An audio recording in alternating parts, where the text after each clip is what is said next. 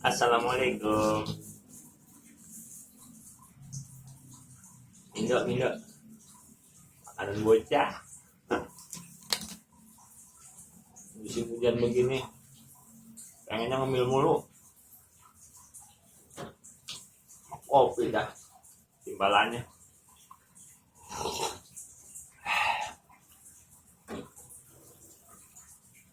Cuaca lagi begini mulu ini. Udah wayahnya ya musim hujan. Ngomong-ngomong soal musim hujan, saya punya cerita dikit. Dulu saya masih bocah, kapan waktu emak saya kira punya kembang tuh banyak, tanam segala macam apa tahu di kebun depan belakang rumah. Ada jahe, ada ingkit, segala macam dulu lagi kita bocah dulu. Tahun berapa saya lupa. Iya, pas hujan gede, mak nyuruh saya, kata mak nih, Bud,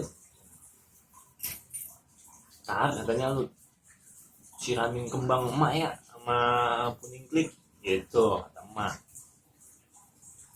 Kan saya kata, iya mak, namanya kita disuruh sama emak ya, kalau bisa nolak. Iya mak, cuman saya bilang, iya mak, nanti kan masih hujan. Saya kata gitu, emang lagi hujan. Saya kata mak begini, lu pergi mana sih Bud, kan ada payung gitu. Ujung hujan-hujan saya suruh nyiram kembang pakai payung. Ampun dah mak, yuhu.